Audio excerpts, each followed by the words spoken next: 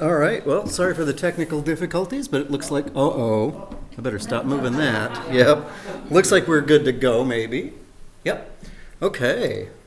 So, yep, we got it. Just turned it off and back on again. Yep. All right. So, yeah, thanks again, Jeff, for the intro, and I'm glad that everybody could be here tonight. I was actually out birding pretty much all day today and counted like 6,000 or so broad-winged hawks going by down in Delta County, down near Gladstone and Escanaba and Stonington. Oh, wow. So yeah, it's that time of year where birds are on the move again. So there's definitely a big flight from east. It was really interesting. Even though it's fall, most of our birds were headed either due west or actually to the north. And so it was really trying to figure out what the heck they're thinking this time of year. But so thanks everyone for being here. And I've got a little talk here about my time in Costa Rica over the winter. This time last year I was out in Washington, actually serving as crew leader for a Hawkwatch International site, doing a raptor count out there, and didn't really have anything lined up for afterward. And my crewmates and I got to talking about, hey, what are you going to do afterward? What are you going to do afterward? And everybody was going off to their own exciting places like Florida or back to Idaho or all sorts of different, Colorado, all sorts of different places. And I said, well, I just don't know. I might have to just go home and get a job for Christmas season or something. And I really didn't like that idea. So one of my buddies told me about a place in Costa Rica that he knew of, and that they were looking for some volunteers to come help at a macaw breeding center. And so it kind of all fell into place really quickly. And over the course of setting all of this up, it kind of shuffled around a few times, and what I thought I was getting myself into didn't end up being what I ended up doing. But what I ended up doing was kind of a really interesting once-in-a-lifetime experience where I got to help out for a few months at a macaw breeding center. And we actually, in my time there, we just happened to get the government permits to do a release of 12 captive bred birds. They had been waiting on those permits for about a year and a half at that point, and then they came through and we said, all right, we got to do it now. And so we kind of fast-tracked getting these birds out into the wild. So I'll tell you a little bit about how that all went. And so I'll start out with a little bit of a lengthy introduction to the area that I was in. I had never really I had gone to Canada a couple times, but this is my first time outside of the country aside from that.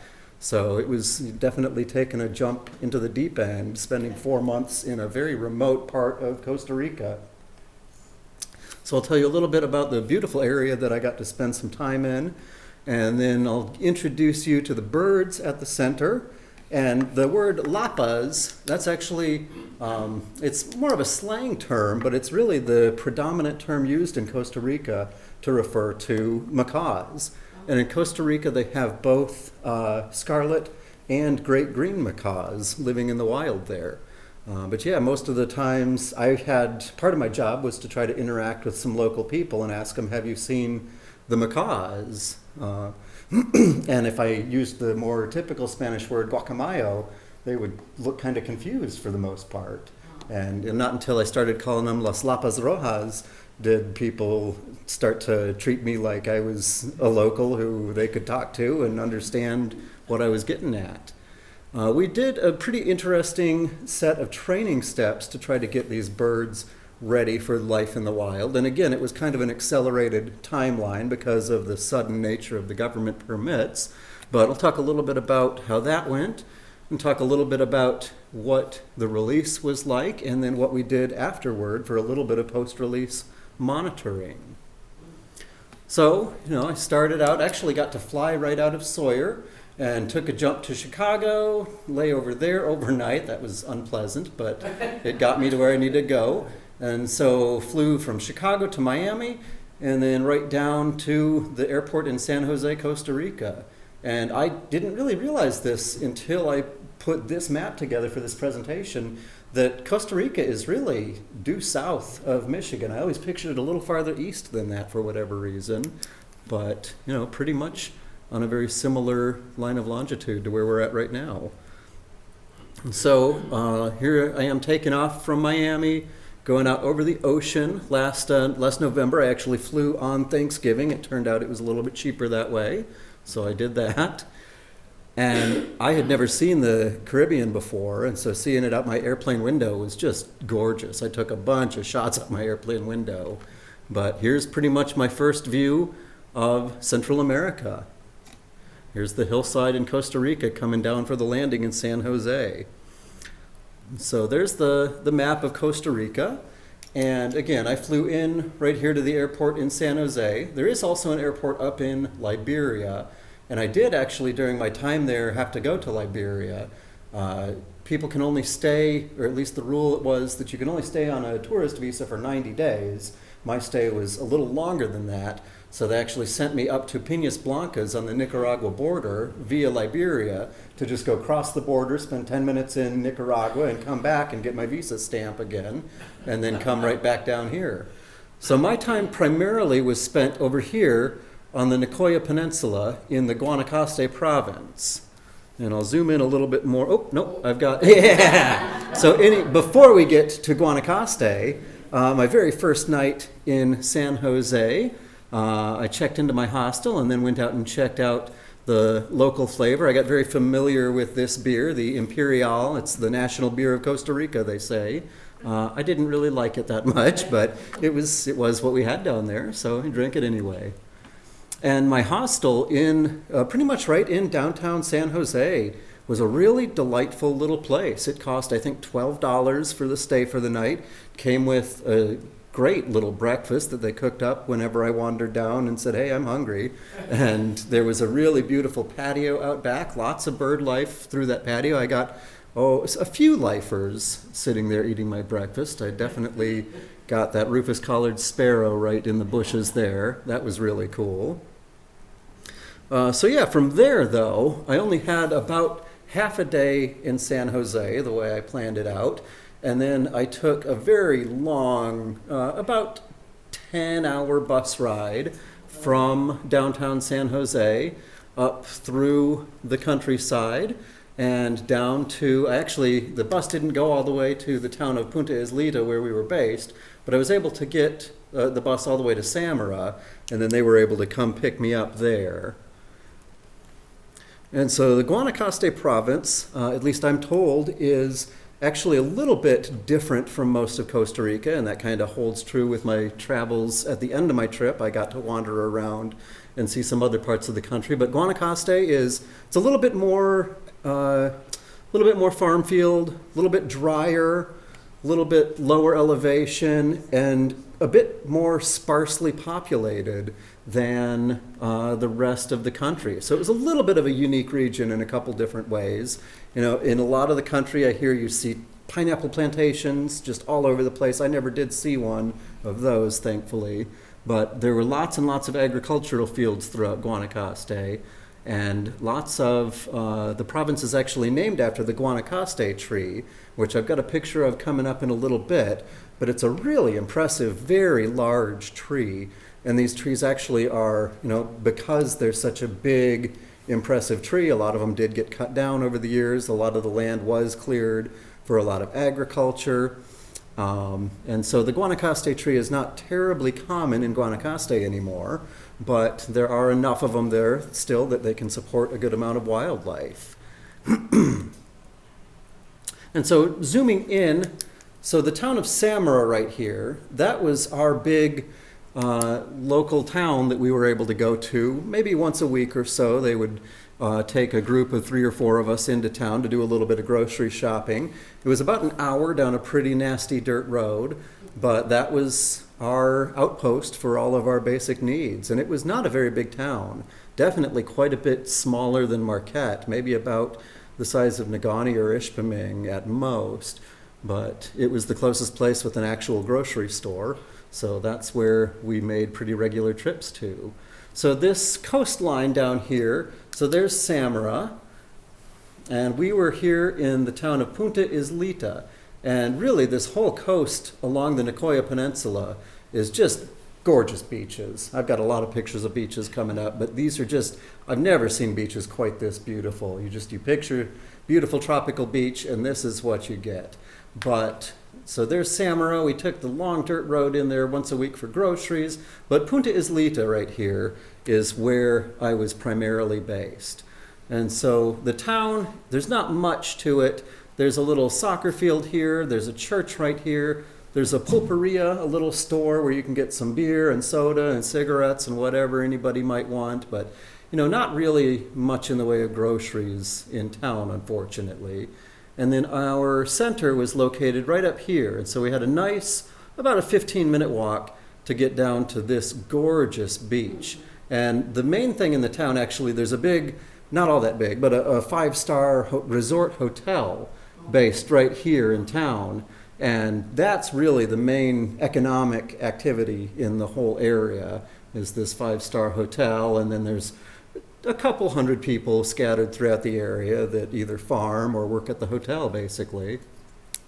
This spot right here, I've got a picture coming up of a really beautiful sunset. This was a quick drive where we went over and over again to just go watch the sunset out over the ocean. It was absolutely amazing.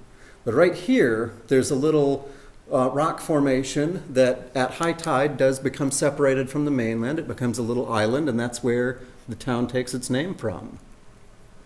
And so Islita is a really cute little town. Like, for how small a town is, it's probably about the same size as the town of Paradise over by Whitefish Point, if you're familiar with that, in terms of just the number of residents and the size of the school and the amenities available. But it's a really neat little art town. It's got a surprising amount of public art for someplace so small and so isolated. And this was kind of a recurring motif, this spiral, and there were signs with this spiral kind of at the unofficial boundaries of the town up and down the road to let you know. The locals told me it had, kind of an untranslatable meaning, but it referred to coming home. And so, like all the towns in that area, the little Catholic church was one of the main focal points of town. And I was there throughout the whole month of December, and so we got to see a little bit of Christmas festivities. This is a pretty good chunk of the entire school population. And I had a piece of video of it, but the sound didn't come through very well, but the kids were really into it. It was so much fun watching they walked, just 100 meters or so up and down the street a couple times and played their drums and just had a wonderful time. It was really fun to watch. But yeah, the town, there's a little museum right next to the pulperia and lots of little locally made art pieces for sale there and murals in several different places, especially these nice tile mosaics. This is on the wall of the museum. This is kind of across the soccer field on the wall of the school. This is just a private residence on the road leading from the McCaw Center into town.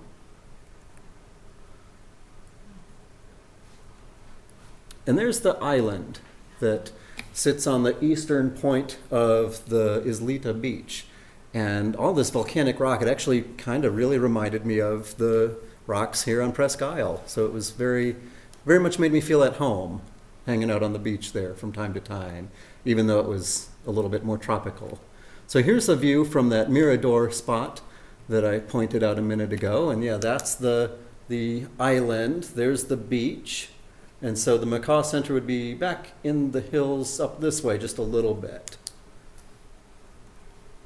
And this is actually kind of what the place looked like when I got there. I got there again like at the very end of November, which was really the end of the rainy season. I think it rained 2 or 3 days when I first got there, and then not again until the very end of my time there, just a little bit of rain. So it was very much the dry season, and it was interesting watching all the vegetation. Some of it died up and curled back. Other things came into flower during the dry season. It was an interesting mosaic. But yeah, the beach was a little bit angry looking, almost like Lake Superior when I first got there. But it really quickly turned to very beautiful, bright, sunny, tropical beaches. So really nice way to spend my winter. This is the beach a little bit east of Islita at Corazalito. I think this one was my favorite of the beaches we went to the whole time there. It was a little bit more secluded. There was really beautiful wildlife there. This is the beach at Islita again. And we did, the organization, one of the guys had bought and left a surfboard a couple of years back. And so we all tried our hand at surfing, and I almost was able to stay on the board a couple times. But spent a lot of time, especially after a long, hard day in the 90-degree heat, 100% humidity, we would go walk down to the beach and take a dip and drink a beer and call it a night. And so this is a little bit farther down the coastline from one of the viewpoints that we used a lot later on in the season when we were trying to monitor the macaws we had released. But this tree here, that's a Guanacaste. Huge, huge tree. And the macaws did really seem to like it. It didn't provide them any food or anything like that, but it was really nice roosting spot for them, for sure. And the plant life in the area was just incredible. Some bird of paradise flowers kind of along the beach in a little cemetery. Really interesting trees. I don't know what kind of tree this one is, but it's a strangler fig. Okay, yep. Yeah, really interesting stuff. They killed other trees. Is that what happens? It just kind of, okay. Yeah. Really pretty little waterfall, just a couple-minute walk down the road from our center. And this was the top of the hill. So the Macaw Center was right in the valley down here. This was the top of our road. If you walked for about an hour and a half straight uphill, this was the view you were rewarded with.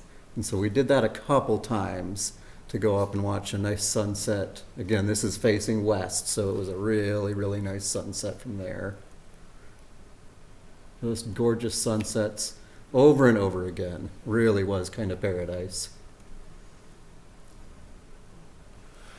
But the reason I was there was for the macaws. And again, when I first signed up to go, I thought that I was going to be in a different part of the country working with field work on great green macaws, but the needs of the organization kind of shifted after I had already bought my plane ticket. So I figured, what the heck, I'll go for it anyway. And it was a lot more husbandry and a lot less field work than I thought I was getting myself into. But again, like I said, it was a really, really once-in-a-lifetime kind of experience getting to be part of the parrot release. And so here's a little bit of a look into our situation living at the center. It was all open air for the most part. This is our main volunteer house right here. But off to either side, it's just open air. But we've got a nice roof to keep the sun off in the dry season and the rain out in the rainy season. And this was my bedroom over here on the left. I shared it with a guy from England. And this one here, there were a couple kids. One of them was just wrapping up university. He was from the English countryside. The other guy staying with him had just finished up a degree, had moved from Vancouver to come be down here for a while. And these girls, they were more recent arrivals. They were actually friends since high school and had just finished college together. They came all the way from Spain, Candela and Clara. And Clara barely spoke any English, but I thought down in Costa Rica for 4 months that I would pick up a bit more Spanish. But the business at the center was all conducted in English. And the locals in town all spoke some English, and in the bigger cities, you didn't need any Spanish to get by. So I was a little bit surprised how little I actually practiced my Spanish there. Yeah, there's a nice little painting of a long-tailed mannequin on my bedroom door, and I did get to see them doing a little bit of a display dance right there on site a couple times. No, unfortunately I didn't. Yeah, actually, every single one of the photos in this is just a cell phone photo, and very few of the birds. I've got like 3 bird pictures in here that aren't macaws. But it was a really great crew. There were 8 of us all together that were volunteering, and I was on a little bit of a shorter term commitment than the rest of the people. Most of them were there for the entire breeding season. I was just popping in for a few months to try to help out with some monitoring. But most of the interns there had committed to an 8 or 9 month stint trying to take some fledglings all the way through nesting and into maturity to the point where they were ready for the next stage of beginning training for life in the wild. But yeah, most of the people arrived at the end of November, early December, right when the macaws were beginning to think about nesting season. And then they stayed and helped rear the chicks and helped raise them. And overall, it's been a pretty successful program in that regard. But yeah, this is just outside of our kitchen, but this is a nice open air bar area we had just off to the side here. There's a nice wood-fired pizza oven, and a few times we fired that thing up and had some pizza and beers to cap off a long day of feeding the macaws. Yeah, it was a really good time. And yeah, I was there throughout December, so I was there for Christmas, and we put up a little Christmas tree and did a gift exchange and treated ourselves to a day on the beach cabanas drinking beer. So it was a very great, very nice Christmas. Let's see if this video is going to play. The one downside of living in an open air, let's see if this is going to play. Oh, I hope these do. Oh, there we go. Yeah, so we were in an open air environment. This is my bedroom door right here. And this just sort of happened every week or two. Army ants would just swarm the place, and we would just let them be and leave them alone for a while. It was actually kind of a blessing in disguise. They got rid of all the other bugs. So we didn't mind all that much. We just said, okay, army ants are in. We're going to go to the beach for a while and check in on them later. And of course, it wasn't just army ants. This guy lived in our shower for a while. And beetles on our living room furniture were pretty common. Here we are just sitting at the dining room table and a frog hops in. Neat little katydid that visited us one night. Beautiful orb weaver spiders all over the place there. Yeah, I believe it is, yeah. Moths. Not that I saw, but I never went looking for them. And actually in Guanacaste in particular, the snake diversity was kind of low because there was very little intact native old growth habitat in Guanacaste as a whole. And it was so dry that it just didn't have the herp diversity that the rest of the country does. But I have no idea what this guy was, but he's a pretty good size, 2-3 inches or so. And I did get one time to see a nice black witch. The picture doesn't quite do the scale of the thing justice. They're a very large moth. Yeah. They've shown up in Big Bay before. Yeah. Yeah.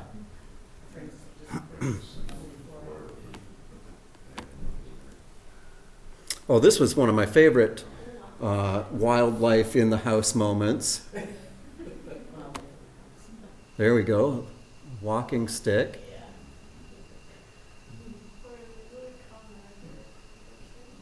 I thought that guy was just so cool. I'd never seen one before in real life, but I was pretty stoked because that was just on the wall right next to our dining room table one night eating dinner. Spiders were pretty darn common too. This is on our dining room table. I don't recall what we decided this one was, but we did decide it didn't seem to be anything likely harmful, so we just let them be. Tarantulas were not terribly uncommon, but I've seen at least as many in Arizona. I think I saw tarantulas only about these 3 times the entire 4 months I was there. Whip scorpions kind of kept coming into, they like to hide under our sofa. And of course, actual true scorpions were not uncommon. This one, yep, if you look closely, it's filled with little babies on its back.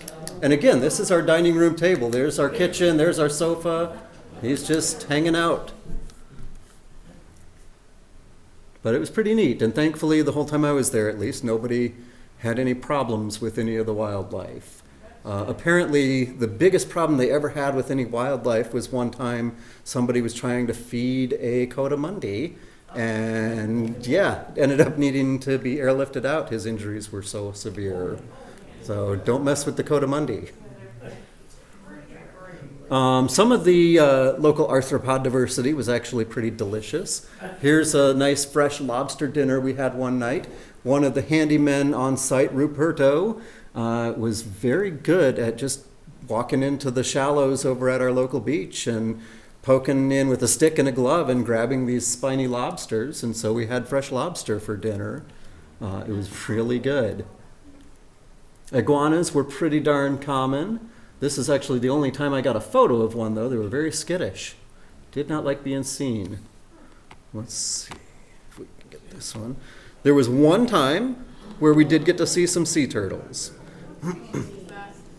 I do not actually know, unfortunately. Yeah, I just don't know. Whoop. I think Olive Ridley's the common one down there. There, supposedly on that beach there were 2 or 3 different species, and I just, unfortunately, don't know enough about them. But yeah, it sounds like we missed the big hatching event by just a day. That one day earlier, one of the guys went and said he saw thousands. But this was really the only one that I saw crawling around the night we went. And, sea turtles, they are what we call in the ecology world, they're an R-selected species, meaning that they have a higher rate of reproduction. They produce a lot more offspring than can survive, whereas like elephants are more of a K-selected species on the other end of the spectrum. They have a very long life, very few offspring, but basically what I'm getting at is not a lot of these guys made it. We watched, and you could do all you want to chase the storks away and save the turtles, but the wood storks and the black vultures were very cued in to the hatching of the sea turtles, and they just feasted. But that's the way nature works. Storks got to eat. And this is, unfortunately, the only adult turtle I saw, but I thought it was a really interesting find washed up on the beach there.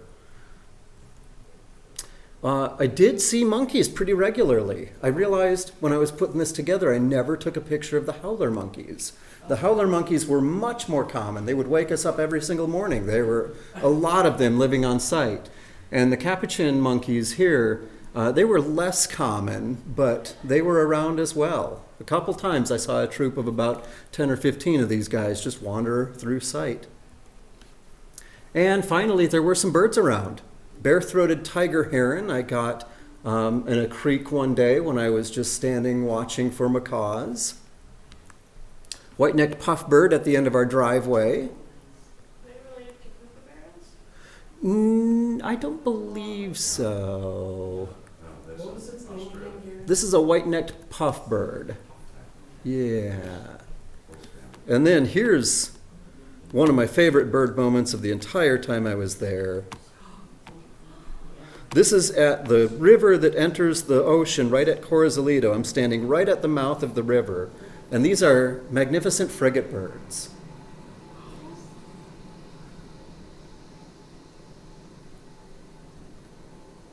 They were just incredible. I always wanted to see one, but I'd never seen one until I got to the beach in Islita there just last December. But they're just incredible birds. They've got, they're so buoyant for how big their wingspan is. They're very light, and so they just kind of float. And they're really fun to watch. And of course, there were some trogons around. Definitely one of my favorite groups of birds. This guy was just on the road leading into sight, a black-headed trogon. Unless it's a gartered, I don't know. I had a hard time with them, but I just don't remember how to tell the difference from this look at it. I think it's black-headed. The head looks black to me, and the gartered had a less black head, but if I saw the tail in the photo, I'd be more confident. Oh, and there were macaws too. So let's talk about macaws. So the scarlet macaws, I've got a little fact sheet in a minute, but they are native to that area and had been basically completely extirpated from the Nicoya Peninsula somewhere about 80 to 100 years ago. Again, because basically, kind of like was done in Michigan 150, 200 years ago, they clear-cut the place and it was devastating for the wildlife. And the macaws, they need a big cavity to nest in. they don't really do a great job of excavating their own cavities. They kind of need a natural cavity that they can at least use as a starting point. But one of the things that the organization was doing is putting up some artificial nests for these birds. And this is one of several designs they tried. And clearly this one was kind of successful. And so the scarlet macaw, here's two of our release birds a couple days after release, just hanging out at the aviary. But overall, the scarlet macaw is actually considered a species of least concern. Range-wide, they think there's anywhere between about 20,000. I actually did see some estimates closer to 500,000, but 20,000 to 50,000 is a pretty solid estimate for their range-wide population right now. They do occur in two different subspecies, and actually, interestingly, Costa Rica kind of is where those two subspecies, I don't know that they actually have any overlap in their range, but coming up from the south is one subspecies and coming down from the north is the other subspecies. And so both subspecies probably were, at least at one point, native to Costa Rica.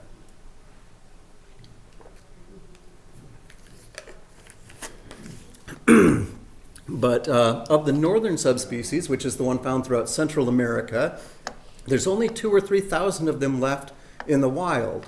So in addition to a lot of habitat loss, of course, scarlet macaws in particular have been really, really heavily poached for the pet trade.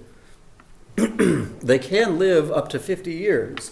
And so like I was saying, R-selected versus K-selected, these are more of a K-selected species. They're more in for the long haul. They're very long-lived birds, and they have very few eggs. They are at least 5 years old by the time they're reproductive, and the female will lay 2, maybe 3 eggs, and not necessarily every year. And so probably over that 50-year lifespan, any given adult bird only fledges successfully a handful of chicks at most. And they are a pretty darn big bird. They're right around 3 feet or maybe 80 to 85 centimeters long.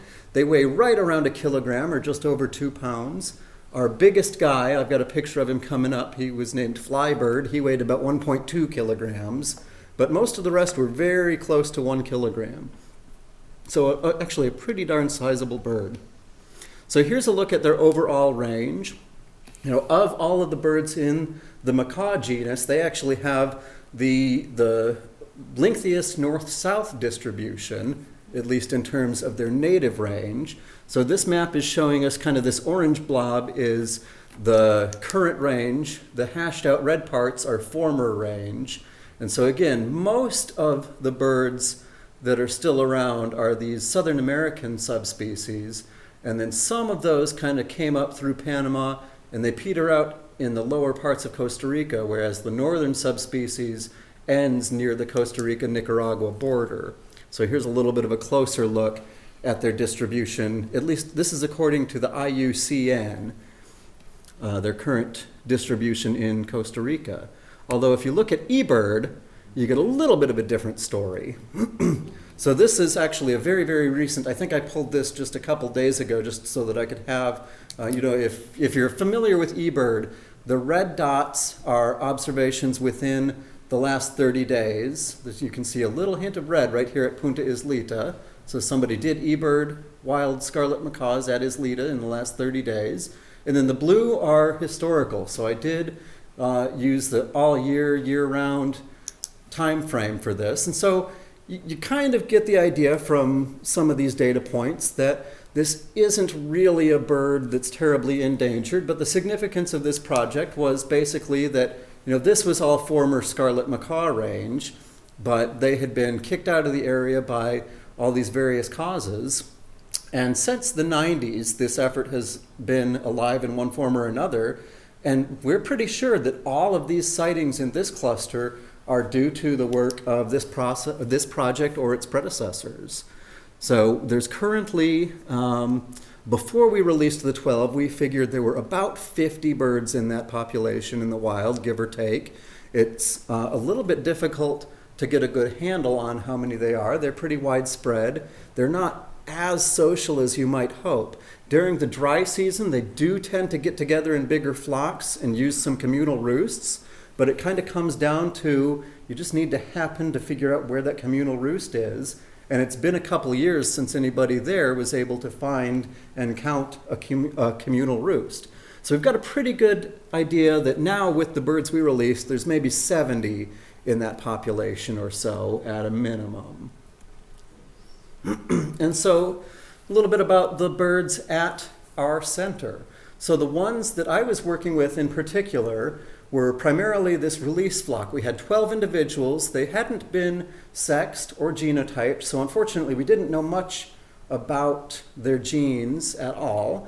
But these 12 birds, they all were raised in captivity on site. All of them, except for one, had been born on site. One of them was a rescue from a nest several years prior. I'll actually get to her in a minute. She was a little bit of a special case. But by the time I got there, these 12 birds were all together in one big flight aviary, and they were a pretty cohesive, socialized flock. They ranged from about 18 months old through babyface and flybird. They were at least 5, if not 6 or 7 years old. And this is actually, so we did have a number of unreleasable birds on site. This is Jasmine and JJ. They're a pair of birds that for a while actually were semi-pets living at the volunteer staff house. And then when they got moved to an aviary over by the flight aviary, they just didn't like it very much. And they had a little bit of a reputation for being kind of grumpy and aggressive, but I made friends with them, and they were actually some of my favorite birds. So here's a little bit of a look at the birds, and I'll kind of narrate some sections of this while we go through it. But here's JJ and Jasmine at feeding time. Looks like they're eating plantain. So we fed them a diet that was heavy in beans, actually. Lots of white beans, lots of garbanzo beans, and a pretty good amount of fruit. Plantain was certainly their favorite. Oh, this is Apollo doing his happy dance. I've got a bowl of food that I'm about to give him. But these guys so far, these are the non-releasable birds that I'm told have since been transferred to a different facility where they're serving a little bit more of an educational purpose. Here they were just kind of, we weren't quite sure why we had these guys because these weren't breeding pairs. They were just birds that didn't have other homes yet. But yeah, Apollo was a really nice bird. You can see his right wing got mangled when he was young, and so he couldn't fly. That's why he was unreleasable. And he goes right straight to the plantain. They just loved that stuff.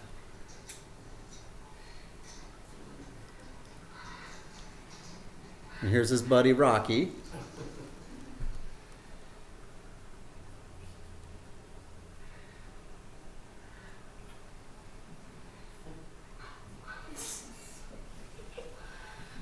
They're so intelligent, aren't they, here? Yeah, I love, it's so neat watching them eat with their feet like that. It's just so cool. And yeah, it was really interesting getting to know the birds as individuals because they all liked the plantain best, but they all had their own individual preferences and their own tendencies. And actually a couple slides forward, I've got some, before we released the birds, we actually captured, we caught each of them and gave them a little health check. And while we were doing that, we took the opportunity to paint some nail polish on their upper mandible, on their beak, so that for a brief time at least, we could tell individuals apart. And we wanted to study the birds as individuals, to just keep an eye on them, make sure that none of them were exhibiting any antisocial behaviors or any reason why we might want to hold them back from the release. And so that was just a look at Collada. Now I'm going to round the corner and peek in real briefly at the release aviary. And so here's a couple of our release birds. This is babyface and flybird right here, center screen. But the video cuts out pretty soon, I think. Yeah. So we'll move on to more about, let's see, there we go. So the aviary that I just walked into, this is it right here. It's a little bit difficult again to get a size of the scale, but there's two different kind of airlock style doorways double doors to try to help prevent parrots getting out when you don't want them to get out. But I would say it was, about 60 by 150 or 200 feet, somewhere in that neighborhood. It wasn't huge, but it was good size. It was big enough that the birds could fly around quite a bit. And so that was a really important part of what we were trying to do, is make sure that these birds did actually fly around enough to develop some strength and get ready to fly and be alive in the wild. And so this aviary, the neat part about this aviary is this part right here. So on the southeast corner of the aviary, or I guess southwest, there was a higher area here where there was, on the back side here, a hinged door that was on a pulley system. So we actually had a big cable you can kind of see here that you could pull to open up that door, and then we were able to let the parrots just kind of, for the first little bit after the release, we let them come and go as they pleased, as we'll see in just a minute. And so there's a little bit of a different look at the release portion. And here are some of our birds.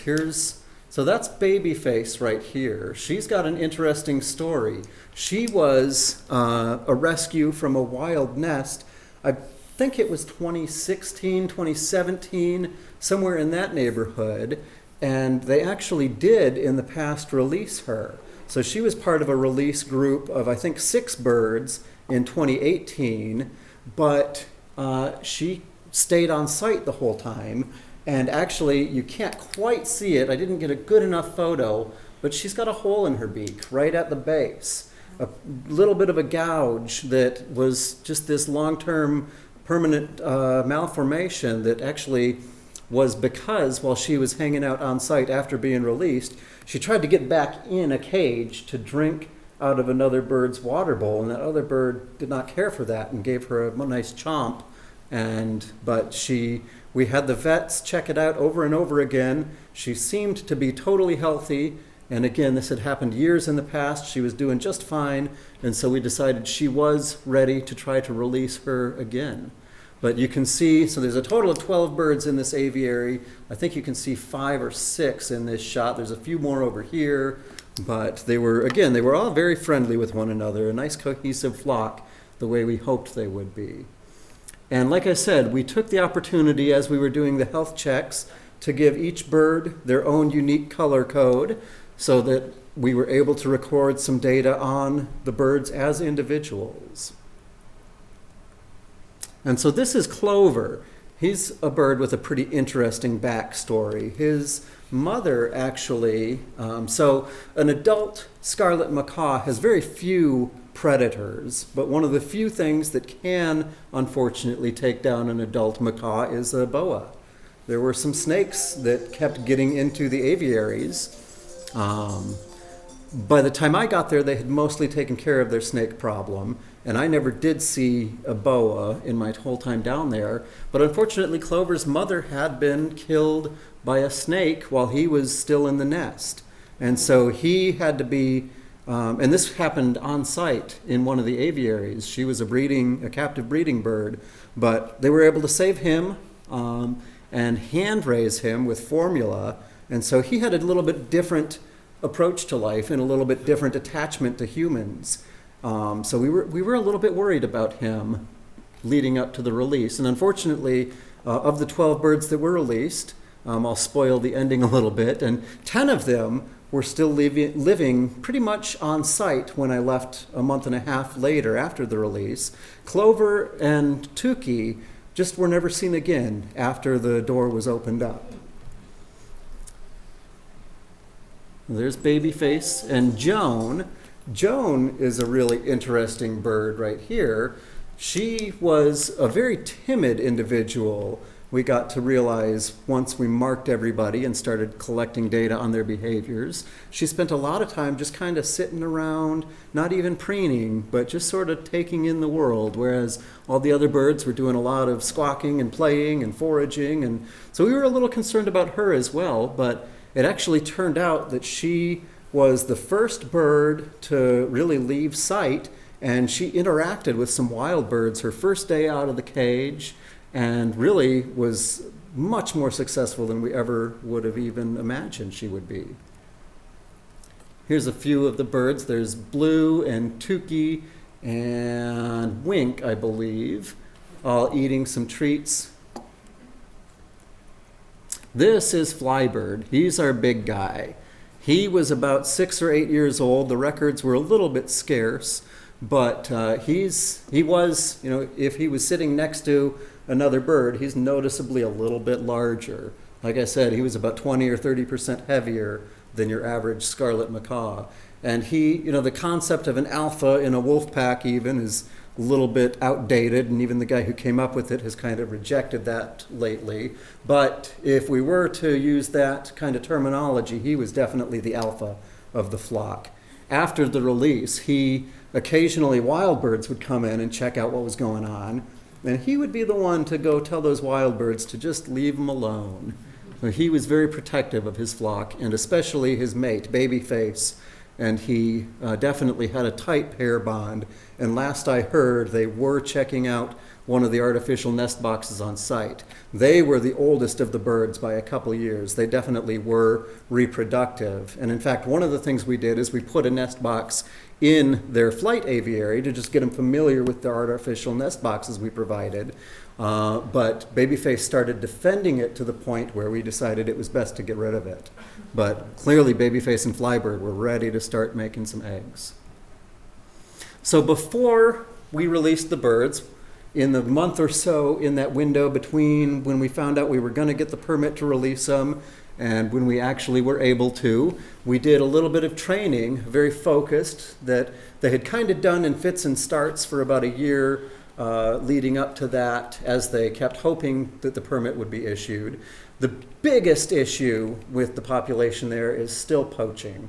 In fact, during my time there, we kept getting reports of the next town up, there was an active nest right at the soccer pitch in that town, and some poachers from, apparently some poachers that were part of an organized poaching gang out of Nicaragua were actively watching this nest, just waiting to come take the babies. And so we did what we could to notify the authorities of the situation and monitor it.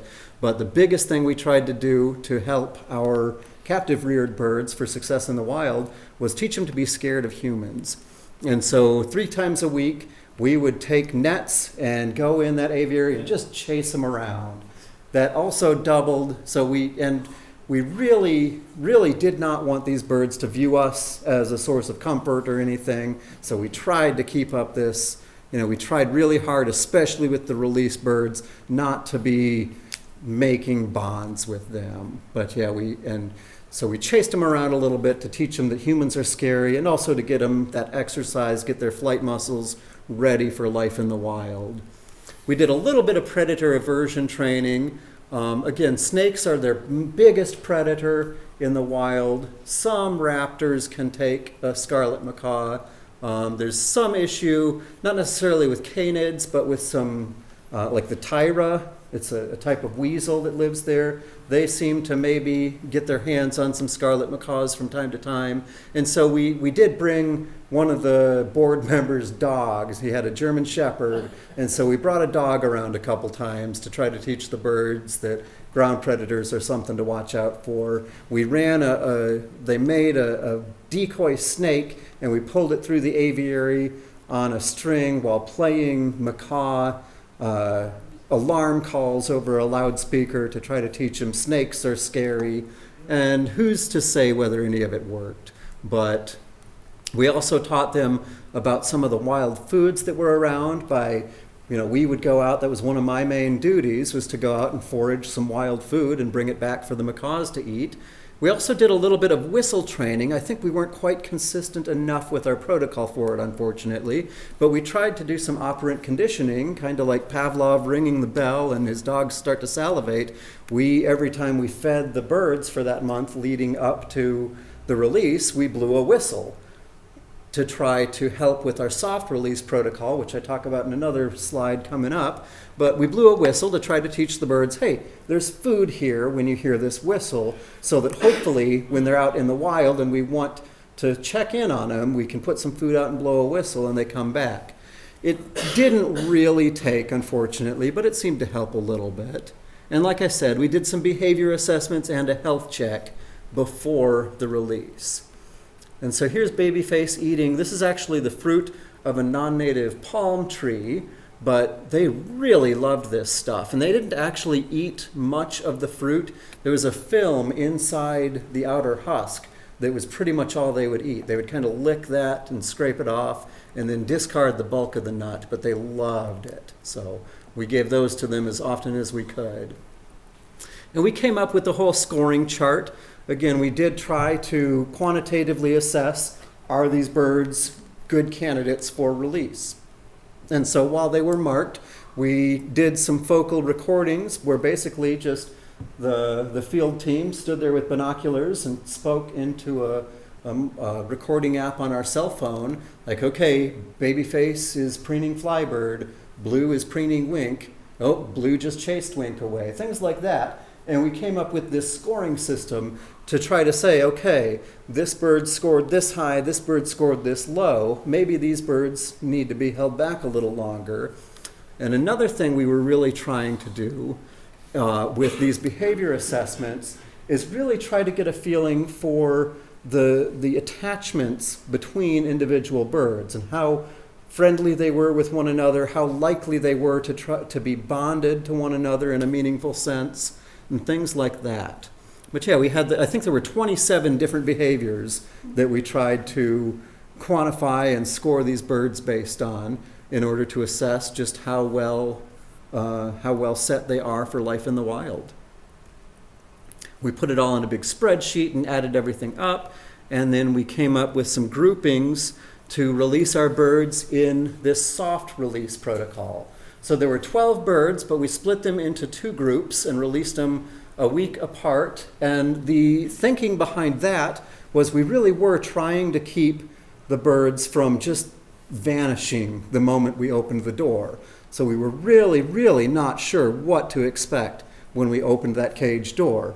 We thought that it could go any number of different ways. We were worried that the birds would just see that open door and leave and we'd never see them again. We were wondering maybe they'll see the open door and be terrified of the open world and just stay put for weeks on end and never leave, or anything in between. It did turn out that kind of a mix of the two. There was chaos for a couple weeks, but then again, like I said, by the time I left, 10 of the 12 birds had settled in back at the aviary. And we did, again, we were trying to get them to do that. So I think that's a big success that we still knew a month and a half later where 10 of the 12 birds were spending all their time. And we did provide a lot of supplemental food and water. These are birds that we released that are out living in the wild. This is actually a spot about 2 miles away from site where a couple of the birds hung out for about a week before just one day getting up and flying back to the site. But they were hanging out with some known wild birds. And so for about a week and a half, we went every day to this spot where we knew they were hanging out and put up some fresh food and water. And sure enough, every single time they went right to the feeder and seemed like they really benefited from it. Gary, question on that. Did you find that the wild birds would also come to those feeders? Yeah. Oh, yeah, definitely. Yep. The wild, yeah. That was one of the problems, is that the wild birds sometimes were a little too aggressive toward the released birds. And again, the wild birds, very few of them had actually been born in the wild. Most of this population was captive bred birds from these projects. They did, definitely the birds that had been released are successfully reproducing in the wild, but there's only, I think, 6 or 8 known fledged chicks in the last 20 years from that whole population. And how could you differentiate between yours and the wild? Yeah, that was tough. It really, having that wild population there made the post-release monitoring a lot more difficult than it would have been if it were just trying to establish a brand new population. So, we were literally just scrambling, running across the countryside for weeks on end, trying to keep track of where these birds were going. And it was really frustrating because it'd be like, okay, I've got a flock of 3 flying in. Oh, nope, I think these are wild birds, never mind. So one of the big things we did that you can kind of see here is, Patron, the Peter White Oh. Public Library is closing in 30 minutes. so when we caught them to do the health check and the beak markings, we also cut notches in the tail feathers. And so every bird did have, and it was something that it's been done in other studies. They've shown that it really doesn't seem to have any sort of negative effect on the birds whatsoever. It's a feather that they're going to molt out within a year at most anyway. And so it's a rather temporary way to mark individuals, but a little bit longer term than you can see here. This is about a week and a half post-release. This guy's got one little spot of nail polish left. So the nail polish, it actually turned out some colors stayed better than others, but it wasn't terribly helpful for marking the birds. But yeah, it was really difficult to tell, is this a bird that we just released or is this a bird that's been out here for a while? But thankfully those tail clippings were the one sign that we could use to conclusively say, okay, this is a bird we just released. Are they banded? They do have metal bands with a serial number, and this was something that we talked about over and over again, that they just haven't come up with a great way to put like a color band on these guys that they don't just chew right off. They're way too smart and destructive to mark them any other way that anybody's come up with. The great green macaws that they're studying in a different part of the country, they have finally come up with a collar design that they can't get off, that they're using for some radio transmitters, but they're very expensive and maybe a little bit too intrusive on the birds. It's hard to say yet. Yeah. Yeah, there's so many camera traps out, or are like thought about it? Yeah, we actually did use some. Definitely, actually around the release door, we put up 2 different cameras to try to capture some footage of the birds coming and going. But unfortunately, we just never did locate any places where they went regularly enough that it made sense to try to set up a camera other than the aviary. So yeah, we tried, but we didn't get a lot. There were a couple of nests in the area that we did set up some cameras at. But again, the birds we released, it was the middle of the nesting season, and so none of them were going to even think about trying this time around. But hopefully, actually in the next couple months, I bet Babyface and Flybird will be starting a nest probably about the end of December. And so, again, like I said, we split the birds into 2 different groups. And this is actually the divider in the middle of the aviary. It was just a big fence down the middle with a big door that we could have open or closed. And so when we caught the birds for their health check, we separated 6 of them on this side, 6 of them on that side, and closed the door. And again, we were trying really hard to convince the 6 we let out first not to leave right away. So we did try to identify who these guys are bonded to and split up the pair bonds, just to try to convince them to stick around with their friends. And it worked. It did work really well. Because, here's Flybird, and then Babyface is over here. And they didn't love being separated like that, but definitely Flybird and Babyface in particular, that was their home. They did not want to leave there. They were the ones who left the least out of the whole 12. And so we wrote up a little bit of a protocol. Again, we were just kind of making this up as we go along. Unfortunately, the organization didn't really, there wasn't a very thorough plan for how to follow through with some aspects of this. And they kind of, I was there for about a month and they said, hey, help us write a protocol for how we're going to do this. And so I dug through the scientific literature a little bit, and so did my colleague, and we came up with a little bit of a protocol, but it turns out none of this worked. It just did not work out like that. We spent hours, days agonizing over these protocols, and the birds just didn't cooperate like that. In the end, it was much more chaotic than we ever thought it would be. We put together a little bit of an app. This is a an app called ArcGIS Survey 123 that you can use for some field data collection with live GPS points and real-time recording and pictures and audio and everything. And you can see we made a nice custom interface where you can check one or more of the birds. Do you know where they are? You can put a very precise location for where they are. You can describe what they were doing, comments and everything. So we put together a database with the intention of recording data after the birds were released to mirror. So the behavioral assessment we did pre-release was very formalized, standard periods of time encoded in a spreadsheet to give us a quantitative picture of what the birds spend their time doing, basically. And we were trying to recreate a very similar time-energy budget after release to see, how are these birds adjusting to life in the wild.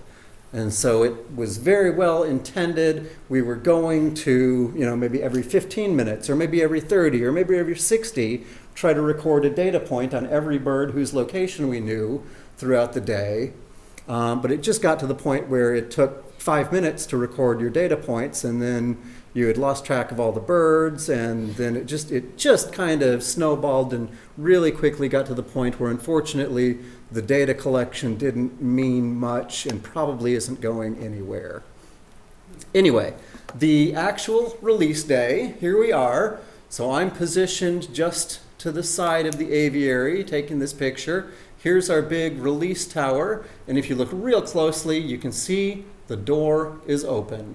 So on February 1st at 8 a.m., we invited some high-profile board members and some important community members to come watch it in person, but we didn't want to have too much of a spectacle. We really didn't want to spook the birds, and so we did set up a live stream so that everybody else could watch from home, but it was very anticlimactic.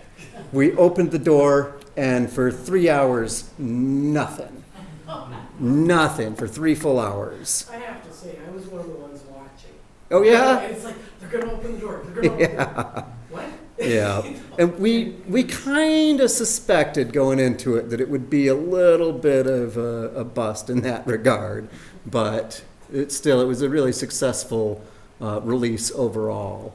But yeah, like I said, the birds, they were very comfortable at the aviary. For weeks afterward, if not months, they spent most of their time just hanging out on top and near the aviary, exploring. They were very, very curious. It was very interesting to watch. They really did kind of travel the world, more so in pairs, but it was like it was a flock made up of pairs, more so than pairs defending against one another. They still were a very cohesive flock and were very comfortable with one another and were all just trying to figure out what being out in the wild was all about. Uh-oh. Did you continue to supply food? Yeah, so here's a really interesting interaction. This is just a day or two, and unfortunately it's a short clip, but it's just a couple days after the release. So that's a wild bird in the background getting chased off. And this is one of the release birds here digging. This is the side wall of the aviary. As far as I can tell, I think they're digging for ants. And they did. This is not the first time I saw birds doing that right there. These guys watched wild birds do it, and then they went down and did it themselves. It was really, really cool to see. So they eat ants? Everybody told me, no, that's not what's going on, but they were digging in an anthill, and that's so. So I couldn't find any literature about them eating ants. I really did do some digging about this behavior. I had a comment, Gary. Do you think they were after some dirt or minerals or like a lot of? Right, like they do visit clay licks. Yeah, right. It was hard to say, but I got the impression that they were actually eating ants. Yeah. So I'd be really curious to know more about that. But yes, they did seem to learn by watching the wild birds. And so you can just barely see it right here. There's a little orange spot. There is one of the supplementary, we hung a feeder out there, and it really kept the birds tied to the aviary. 3-4 times a day, we put fresh food and water in that dish for them right there, and that really benefited them greatly. A couple interesting tales about what some of the birds did, though. So I mentioned Joan as a very timid individual who, again, we were kind of concerned about her. But this is her right here, 2 days after, no, actually 5 days after the release. Here's the release area, aviary. And here's just a supply shed. And here she is on a feeder that we put up kind of on an emergency basis. She left the site for 3 days, hung out with some wild birds. It was really neat. I don't try to ascribe too many human characters to birds, but these wild birds really acted like they were trying to show her where to go forage. They kept swooping by her, and then they'd land here and scream to her and go back, and it was really neat to watch. But Joan, I don't think she was quite getting the hang of it, and she came back to site and tried desperately to get in another bird's cage. We were worried we'd have a repeat of what happened to Babyface, and so we put up a feeder and called Joan into it with our whistles. Eventually, after about 4 hours, she went to this feeder, and she was in vocal contact. Her cohorts are right here, but she never did go to that aviary for about 3 more days. You think she was responding to the whistle? No, I think she saw the food. Yeah. And here's a pair. This, I believe, was Ginger and Sparky. They made their way over to Corazalito. They got roped in with some wild birds. But again, this is a spot where every day for about 2 weeks, we went and put out new food, and the birds were there, came and ate every single day.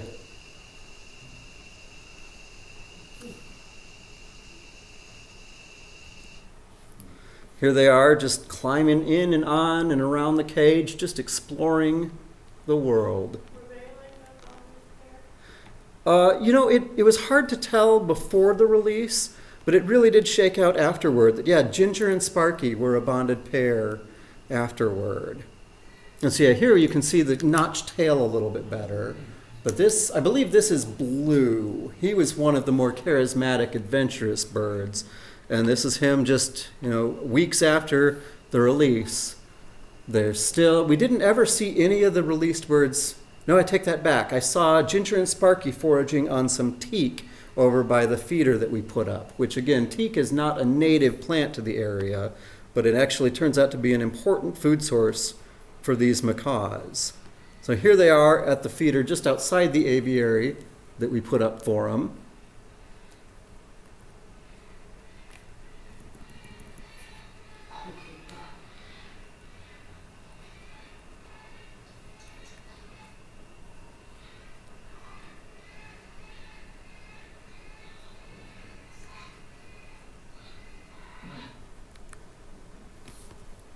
And then this is the last time I saw him. So when I left a week into March, about 5.5 weeks after the release, 10 of the 12 were still living right here just outside the aviary and seemed very content to be living there. But yeah, it was really just a fascinating experience, and I learned a lot. I got to see a lot of really, really cool stuff, got to meet some really interesting people, and I'm so very glad that my first trip to the tropics went that way. Yeah? Where does the funding come from for all this? All over the place. Yeah, I actually just looked at last year's report from the organization. A lot of it is from grants. I don't know what the sources of that grant money might be. A lot of it is private donations. A little bit of it is from donations. I know they've taken in some money from Disney in the past. So Disney, it turns out, does some conservation work because they feel kind of guilty. Like when Finding Nemo came out, it decimated clownfish populations. Everybody wanted a clownfish. When The Lion King came out, it destroyed hyena conservation for decades because the hyenas were the bad guys. And so Disney definitely, they realized that they have a debt to society, and they did fund a lot of operations like this. And so, when I was putting this together, I was really hoping that I would have enough time to highlight all of my mini Costa Rica travels. And obviously, it's already 8:20, so I just don't have that time. But, no trip to Costa Rica would be complete without the one actual reason for going down there. The beer? No. The resplendent Quetzal. Yeah. Oh, yeah. This is at Curicancha, just outside of the town of Santa Elena in the Monteverde region. Said he wasn't They are coming home quite without. But yeah, there were 6 males in the same avocado tree. I rounded a corner. I saw a crowd of people there watching birds and said, "Oh, this is it." And Will be closing in 15 minutes at 8:30. Do you have anything to check out? Please Gary.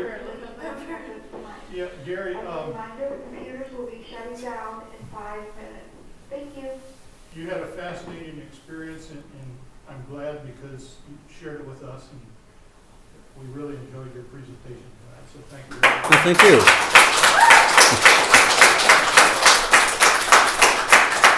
I have a quick question, Gary. Yeah.